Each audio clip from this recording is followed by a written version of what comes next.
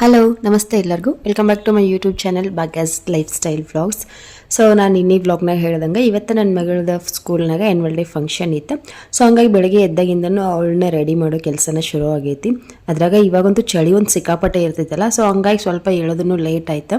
ಇನ್ನು ಅವಳಿಗೆ ನಿನ್ನೆಯಿಂದ ಫುಲ್ ಜ್ವರ ಅದಾವ.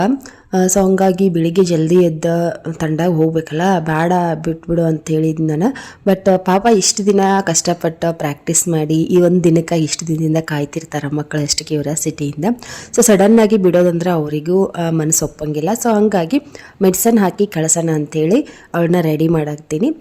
ಸುಮಾರು 7 ಗಂಟೆಗೆ 7-7:30 ಅವರಿಗೆ ಬಾ ಅಂತ ಹೇಳಾರ ಮಕ್ಕಳಿಗೆ. ಸೊ ಸ್ಕೂಲ್ ವ್ಯಾನ್ನಾಗ ಅವಳಿಗೆ ಇವಾಗ ಹೋಗ್ತಾಳೆ.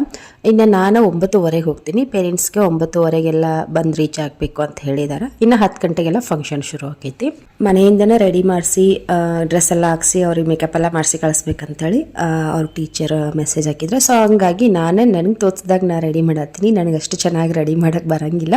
ಸೊ ನೋಡ್ರಿ ಯಾವ ಥರ ಬಂದೈತೆ ಅಂಥೇಳಿ. ಇನ್ನು ಬೆಳಿಗ್ಗೆ ಅದರಲ್ಲೂ ಗಡಿಬಿಡಿ ಆಯ್ತಾ. ಸೊ ಹಾಗಾಗಿ ಅಷ್ಟು ಚೆನ್ನಾಗಿ ರೆಡಿ ಮಾಡೋಕ್ಕಾಗಲಿಲ್ಲ ನನ್ನ ಮಗಳಿಗೆ. ಅದ್ರಾಗ ಇನ್ನೊಂದು ಏನಪ್ಪ ಅಂತಂದ್ರೆ, ನಾವು ಎಷ್ಟು ಶೃಂಗಾರ ಮಾಡಿದ್ರು ಮುಖದ ಮೇಲೆ ಕಳೆ ಇರಬೇಕಂತ, ಅದ ಒಂದು ದೊಡ್ಡ ಶೃಂಗಾರ ಅಂತ ಹೇಳ್ತಾರೆ. ಬಟ್ ಪಾಪ ನನ್ನ ಮಗಳಿಗೆ ಮುಖದ ಮೇಲಿನ ಕಳಿ ಅನ್ನೋದನ್ನು ಹೊರಟೋಗ್ಬಿಟ್ಟಿತ್ತು ಒಂದೇ ಒಂದು ರಾತ್ರಿಗೆ.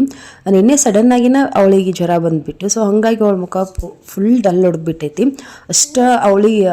ಅಷ್ಟು ಅಲಂಕಾರ ಅವಶ್ಯಕತೆನೇ ಇಲ್ಲ, ಅಷ್ಟು ಚಂದ ಕಾಣ್ತಾಳೆ ನನ್ನ ಮಗಳು. ಬಟ್ ಇವತ್ತಂತೂ ಯಾವ ಆ್ಯಂಗಲ್ನಾಗ ನೋಡಿದ್ರು ನನ್ನ ಮಗಳ ಮುಖದಾಗ ಫುಲ್ ಡಲ್ನೆಸ್ ಇತ್ತು. ಸೊ ಅದೊಂದು ನಂಗೆ ಭಾಳ ಬೇಜಾರಾಯ್ತು. ಸೊ ಇನ್ನು ಮೊಗ್ಗಿನ ಚಡಿ ಎಲ್ಲ ಹಾಕಿ ರೆಡಿ ಮಾಡಿದೆ. ಸೊ ನಾನು ಕ್ಯೂರಿಯಾಸಿಟಿಯಿಂದ ನನ್ನ ಮಗಳನ್ನ ಚೆನ್ನಾಗಿ ರೆಡಿ ಮಾಡ್ಬೇಕಂತೇಳಿ ಎಲ್ಲನೂ ಅಡ್ವಾನ್ಸ್ ಆಗಿ ರೆಡಿ ಮಾಡ್ಕೊಂಡಿದ್ದೆ. ನಾನು ಹೂವು ತರಿಸ್ಕೊಂಡಿದ್ದೆ, ಎಲ್ಲನೂ ಮಾಡಿದ್ದೆ. ಬಟ್ ಫೈನಲ್ ಆಗಿ ಈ ಥರ ಆಗೋಯ್ತು. ಸಡನ್ನಾಗಿ ಅವಳಿಗೆ ಜ್ವರ ಬಂದು ಸ್ವಲ್ಪ ಪ್ರಾಬ್ಲಮ್ ಆಯಿತಾ. ಇನ್ನು ಅವಳನ್ನ ರೆಡಿ ಮಾಡಿಸಿ ಕಳಿಸ್ದೆ. ಗಡ್ಬಿಡಿಯಾಗಿ ನಾನು ಫೈನಲ್ಲಾಗಿ ನನ್ನ ಮಗಳು ಯಾವ ಥರ ಕಾಣ್ತಾಳೆ ಅಂತೇಳಿ ವಿಡಿಯೋ ಮಾಡ್ಕೊಳಕ್ಕಾಗಲಿಲ್ಲ. ಸೊ ಅವಳನ್ನ ಕಳಿಸಿ ಬರೋಷ್ಟ್ರಾಗ ನನ್ನ ಮಗನೂ ಎದ್ದಿದ್ದ. ಸೊ ಅವನ್ನ ರೆಡಿ ಮಾಡಿಸಿ ಅವನು ಸ್ನಾನ ಮಾಡಿಸಿ ನಾನು ಸ್ನಾನ ಮಾಡಿ ಇನ್ನು ದೇವ್ರ ಪೂಜೆ ಎಲ್ಲ ಮಾಡಿಕೊಂಡೆ. ಬೆಳಿಗ್ಗೆ ನನ್ನ ಹಸ್ಬೆಂಡ್ ಆಫೀಸ್ಗೆ ಹೋಗ್ತಾರೆ. ಅವ್ರಿಗೆ ಇವಾಗ ಸೀಸನ್ ಟೈಮ, ಸೊ ಹಂಗಾಗಿ ಅವ್ರಿಗೆ ಬರೋಕ್ಕಾಗೋದಿಲ್ಲ. ಸೊ ನೀವು ಮುಂಚೆ ಹೋಗ್ರಿ ಬಸ್ಸಿಗೆ, ನಾನು ಆಮೇಲೆ ನೋಡ್ತೀನಿ, ಬರೋದಾದ್ರೆ ಬರ್ತೀನಿ, ನಿಮ್ಮನ್ನು ಬರಬೇಕಾದ್ರೆ ಕರ್ಕೊಂಬರ್ತೀನಿ ಅಂತ ಹೇಳಿದ್ರು. ಸೊ ಹಂಗಾಗಿ ನಾನು ಮುಂಚೆ ಹೋಗ್ಬೇಕಂತೇಳಿ ಮನೆ ಕೆಲಸ ಎಲ್ಲನೂ ಮುಗಿಸ್ಕೊಂಡೆ. ಇನ್ನು ಮನೆ ಕೆಲಸ ಎಲ್ಲ ಅಂತೂ ನಾನು ಮಾಡ್ಕೊಳಕ್ಕೆ ಹೋಗಲಿಲ್ಲ. ಜಸ್ಟ್ ನೆಲ ಒರೆಸಿ ಕಸ ಗುಡಿಸಿ ಸ್ನಾನ ಮಾಡಿಕೊಂಡು ದೇವ್ರ ಪೂಜೆ ಅಷ್ಟೇ ಮಾಡಿಕೊಂಡೆ. ಇನ್ನು ನನ್ನ ಹಸ್ಬೆಂಡ್ಗೆ ಟಿಫಿನ್ ಸ್ವಲ್ಪ ಮಾಡಿಕೊಟ್ಟೆ ಅಷ್ಟೇ. ಅದ್ರ ಹೊರತಾಗಿ ನಾನು ಯಾವ ಕೆಲಸನೂ ಮಾಡೋಕ್ಕೆ ಹೋಗಲಿಲ್ಲ. ಮನೆ ಕೆಲಸ ಅಂತೂ ದಿನ ಇರತೈತಿ. ನಾನು ನಾಳೆನೂ ಅಡುಗೆ ಮಾಡ್ಬೋದಾ, ನಾಳೆನೂ ನಾ ಮನೆ ಕ್ಲೀನ್ ಮಾಡ್ಬೋದಾ, ಬಟ್ಟೆ ಪಾತ್ರೆ ಇದು ಯಾವುದು ನಮ್ಗೆ ತಪ್ಪಿದ್ದಲ್ಲ. ಆದರೆ ನನ್ನ ಮಗಳು ಸ್ಟೇಜ್ ಮೇಲೆ ನಿಂತ ನಮ್ಮ ಅಪ್ಪ ಅಮ್ಮ ಎಲ್ಲಿ ಅಂತೇಳಿ ಹುಡುಕಾಡ್ತಿರೋ ಆ ಕ್ಷಣ ಅಂತೂ ಭಾಳ ದೊಡ್ಡದಲ್ಲ ನಮಗೆ. ಮನೆ ಕೆಲಸಕ್ಕಿಂತಲೂ ದೊಡ್ಡದು ಅನ್ನಿಸ್ತೈತೆ ಅದು.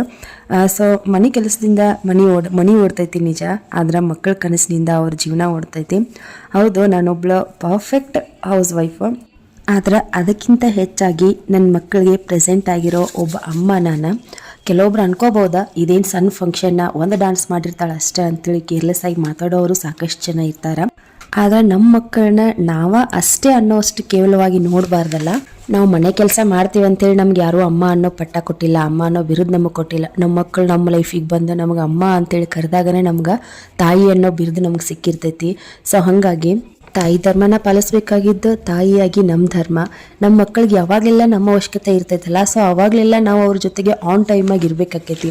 ಇವತ್ತು ಅವರಲ್ಲಿ ಸ್ಟೇಜ್ ಮೇಲೆ ಹತ್ತಿ ನಮ್ಮ ಅಮ್ಮ ಎಲ್ಲದಾಳ ಅಂತೇಳಿ ಎಲ್ಲ ಕಡೆ ನೋಡ್ತಿರ್ತಾರೆ. ಸ್ಟೇಜ್ ಮುಂದ್ಗಡೆ ಸಾವಿರಾರು ಜನ ಕುಂತಿರ್ತಾರೆ, ಆದರೂ ನಮ್ಮ ಮಕ್ಕಳ ಕಣ್ಣು ಹುಡುಕೋದು ಯಾರನ್ನ? ನಮ್ಮನ್ನ. ನಾವು ಅವ್ರಿಗೆ ಒಂದು ಕ್ಷಣ ಕಂಡ ಕ್ಷಣದಿಂದನ ಅವರಲ್ಲಿ ಏನೋ ಒಂದು ಉತ್ಸಾಹ, ನಮ್ಮ ಅಮ್ಮ ನಮ್ಮ ಜೊತೆಗೆ ಇದಾರನ್ನೋ ಒಂದು ಧೈರ್ಯ, ಭರವಸೆ ಎಲ್ಲನೂ ಬಂದ್ಬಿಡ್ತೈತಿ. ಇಂಥ ಒಂದು ಒಳ್ಳೆ ಕ್ಷಣಕ್ಕಿಂತಲ ಮನೆ ಕೆಲಸ ಏನು ದೊಡ್ಡದಲ್ಲ.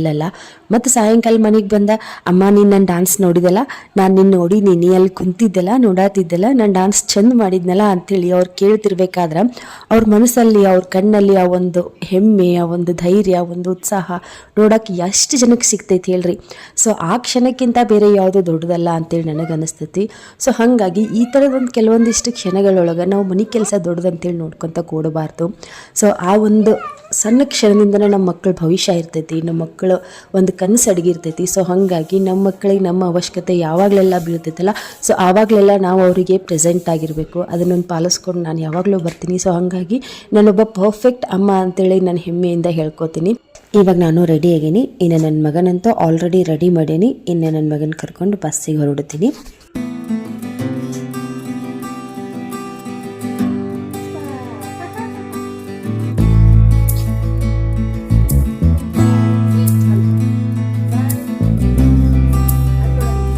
ಬಸ್ ಸ್ಟ್ಯಾಂಡಿಗೆ ಬರೋಷ್ಟ್ರಾಗ ಬಸ್ಸು ಬಂತ. ಸೊ ಹಾಗಾಗಿ ಇವಾಗ ಹೊರಟೀನಿ. ಇನ್ನು ಅವಳಿಗೆ ಮೆಡಿಸಿನ್ ತೊಗೊಂಡಿನಿ. ಟಿಫನ್ ಅಂತೂ ಬೆಳಿಗ್ಗೆನೇ ಸ್ನ್ಯಾಕ್ಸ್ ಕೊಟ್ಟಿದ್ದೆ ನಾನು ಅವಳಿಗೆ ಬಾಕ್ಸಿಗೆ ಹಾಕಿ. ಹಂಗೆ ಅವಳಿಗೆ ಒಂದು ಜೊತೆ ಬಟ್ಟೆನೂ ತೊಗೊಂಡಿನಿ. ಅಲ್ಲಿ ಹೋಗಿ ಸ್ವಲ್ಪ ಡ್ರೆಸ್ ಚೇಂಜ್ ಮಾಡಿಸ್ಬೇಕಂತೇಳಿ ಅವಳಿಗೆ ಸ್ವಲ್ಪ ಜ್ವರನೂ ಬಂದಾವಲ್ಲ. ಸೊ ಹಂಗಾಗಿ ಸ್ವೆಟರು ಕ್ಯಾಪು ಅದೆಲ್ಲನೂ ತೊಗೊಂಡಿನಿ. ಬೈಲೊಂಗಲ್ಗೆ ಹೋಗ್ಬೇಕಾ. ಸೊ 10 to 15 ಕಿಲೋಮೀಟರ್ಸ್ ಆಗ್ತೈತಿ ಇಲ್ಲಿಂದ, ಬೆಳವಡಿಯಿಂದ ಬೈಲೊಂಗಲ್. ಸೊ ಹೋಗ್ಬೇಕಂದ್ರೆ ಒಂದು ಹಾಫ್ ಆನ್ ಅವರ್ ಬೇಕಾಗ್ತೈತಿ. ಸೊ 10 ಗಂಟೆಗೆಲ್ಲ ನಾನು ಮನೆಯಿಂದ ಹೊರಟಿದ್ದೆ. ಮನೆಗೆ ಇಲ್ಲಿ ಬರೋಷ್ಟಾಗ 10:30 ಆಯಿತು. ಸೊ ಲೇಟ್ ಆಯಿತು ಅಲ್ಲಿಂದನೇ ಬಿಡಬೇಕಾದ್ರೆ. ಸೊ ಇದು ನನ್ನ ಮಗಳು ಓದ್ತಿರೋ ಸ್ಕೂಲ್ ಬೈಲೊಂಗಲ್ದಾಗ, ಕಾರ್ಮೆಲ್ ವಿದ್ಯಾವಿಕಾಸ ಸ್ಕೂಲ್ ಅಂಥೇಳಿ. ಸೊ ನಾನು ಬರೋಷ್ಟ್ರಾಗ ಫಂಕ್ಷನ್ ಸ್ಟಾರ್ಟ್ ಆಗಿತ್ತ. UKG ಕ್ಲಾಸಿಂದ ಡ್ಯಾನ್ಸ್ ಫಂಕ್ಷನ್ ನಡೆಯಕತ್ತಿತ್ತು. ಸೊ ಹೋಗಿ ನಾನು ಕುಂತ್ಮೇಲೆ 1-2-3 ಡ್ಯಾನ್ಸ್ ಮುಗಿದ್ಮೇಲೆ ನನ್ನ ಮಗಳ ಡ್ಯಾನ್ಸ್ ಶುರುವಾಗಿತ್ತು.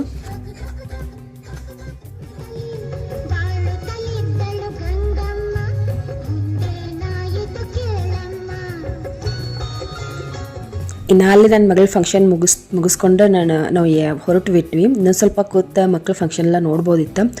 ಬಟ್ ನನ್ನ ಮಗಳಿಗೆ ಹುಷಾರಿರಲಿಲ್ಲ. ಇನ್ನು ನನ್ನ ಹಸ್ಬೆಂಡ್ ಸೀಸನ್ ಟೈಮಲ್ಲ ಅವರು ವಾಪಸ್ ಆಫೀಸ್ಗೆ ಹೋಗಬೇಕು. ಇನ್ನು ಹೋಗ್ತಾ ಹಂಗೆ ಸ್ವಲ್ಪ ನಾವು ಹೊಸ ಸೋಫಾ ತೊಗೊಂಡಿದ್ವಲ್ಲ. ಸೊ ಸೋಫಾಕ್ಕೆ ಸ್ವಲ್ಪ ಕವರ್ ಎಲ್ಲ ಬೇಕಾಗಿತ್ತು ಅಂತೇಳಿ ತೊಗೊಂಡು ಬಂದ್ವಿ. ಅಲ್ಲೇ ಊಟ ಮುಗಿಸ್ಕೊಂಡು ಬಂದಿದ್ವಿ. ಇನ್ನು ಬಂದಮೇಲೆ ನನಗೆ ವ್ಲಾಗ್ ಕಂಟಿನ್ಯೂ ಮಾಡೋಕ್ಕಾಗಿರಲಿಲ್ಲ. ಸೊ ಹಾಗಾಗಿ ಮತ್ತೆ ಸಾಯಂಕಾಲದಿಂದ ವ್ಲಾಗ್ನ ಶುರು ಮಾಡತ್ತೀನಿ.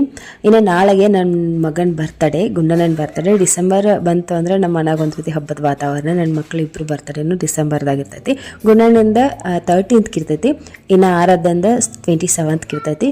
ಸೊ ನಾಳೆ ಗುಂಡನ್ ಬರ್ತಡೇ ಸಿಂಪಲ್ ಆಗಿ ಮಾಡ್ತೀವಿ. ಕೇಕ್ ಎಲ್ಲ ಏನು ತರಕ್ಕೆ ಹೋಗಂಗಿಲ್ಲ, ಸ್ವಲ್ಪ ಮನ್ಯಾಗ ಸ್ವೀಟ್ ಮಾಡ್ತೀವಿ. ಸೊ ಹಂಗಾಗಿ ಅವನು ಸುಮಾರು ದಿನದಿಂದ ಜಾಮೂನ್ ಕೇಳತ್ತಿದ್ದ. ಸೊ ಜಾಮೂನ್ ಮಾಡಿದ್ರೆ ಆಯ್ತು ಅಂತೇಳಿ ಜಾಮೂನ್ ಮಾಡತ್ತಿದ್ದ. ಅವನು ಹೆಲ್ಪ್ ಮಾಡತ್ತಾನ.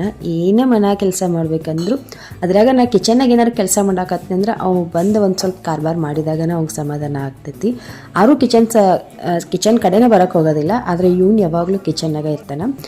ಇನ್ನು ನಾಳೆಗೆ ಅವನಿಗೆ ಸ್ವಲ್ಪ ತಲೆ ಸ್ನಾನ ಎಲ್ಲ ಮಾಡಿಸಿ ಅವ್ನ ದೇವ್ರಿಗೆ ಕರ್ಕೊಂಡು ಹೋಗಿ ಬಂದು ಸ್ವಲ್ಪ ಸ್ವೀಟ್ ತಿನ್ನಿಸ್ತೀವಿ ಅಷ್ಟೇ. 27th ಏನು ನನ್ನ ಮಗಳ ಬರ್ತಡೇ ಇರ್ತದಲ್ಲ, ಆರಾಧನ ಬರ್ತಡೇ ದಿವಸನ ಇಬ್ರಿಗೂ ಕೇಕ್ ತೊಗೊಂಡು ಬಂದು ಇಬ್ಬರು ಬರ್ತಡೇನು 27th ನಾವು ಸೆಲೆಬ್ರೇಟ್ ಮಾಡ್ತೀವಿ. ಅಕ್ಕಪಕ್ಕದ ಮನೆಯವ್ರನ್ನೆಲ್ಲ ಕರೆದು ನಾವು ಸೆಲೆಬ್ರೇಟ್ ಮಾಡ್ತೀವಿ. ಪ್ರತಿ ವರ್ಷ ಇದೊಂದು ಕೆಲಸನ ನಾವು ಮಾಡ್ಕೊಂಡು ಬಂದಿರ್ತೀವಿ. ಯಾಕಂದರೆ ನಾವು ಬೇರೆ ಬೇರೆ ಊರಿಗೆಲ್ಲ ಹೋಗ್ತಿರ್ತೀವಲ್ಲ ಆಫೀಸ್ ಸಲುವಾಗಿ. ಸೊ ಹಾಗಾಗಿ ನಾವು ಯಾವ ಫಂಕ್ಷನು ಅಷ್ಟು ಗ್ರ್ಯಾಂಡಾಗಿ ಆಚರಣೆ ಮಾಡೋಕ್ಕಾಗೋದೇ ಇಲ್ಲ ನಮಗೆ. ಸೊ ಹಾಗಾಗಿ ಒಂದು ಸ್ವಲ್ಪನಾದರೂ ಮನ್ಯಾಗ ಫೆಸ್ಟಿವಲ್ ವೈಬ್ ಇರಲಿ ಅಂಥೇಳಿ ಅನ್ನೋ ಕಾರಣಕ್ಕಾಗಿ ಪ್ರತಿ ವರ್ಷವೂ ನನ್ನ ಮಕ್ಕಳ ಬರ್ತಡೇನ ನಾವು ಸ್ವಲ್ಪ ತಕ್ಕ ಮಟ್ಟಿಗೆ ಮಾಡ್ಕೊತೀವಿ. ಸೊ ಸೆಲೆಬ್ರೇಟ್ ಮಾಡ್ತೀವಿ. ಸೊ ಇದೊಂದು ಮಾಡ್ಕೊಂಡು ಬಂದೀವಿ. ಇನ್ನು ಜಾಮೂನ್ ಕರಿಯಾಕತ್ತೀನಿ. ಜಾಮೂನ್ದ ರೆಸಿಪಿ ಏನು ಕಂಪ್ಲೀಟಾಗಿ ಡೀಟೇಲಾಗಿ ನಾನು ತೋರ್ಸೋಕೆ ಹೋಗಿಲ್ಲ. ಸೊ ಎಲ್ಲರ ಮನೆಯಾಗೂ ಮಾಡ್ತಿರ್ತೀರಿ. ಸೊ ಎಲ್ಲರೂ ಜಾಮೂನ್ ಅಂತೂ ಪರ್ಫೆಕ್ಟಾಗಿ ಮಾಡ್ತಿರ್ತೀರಿ.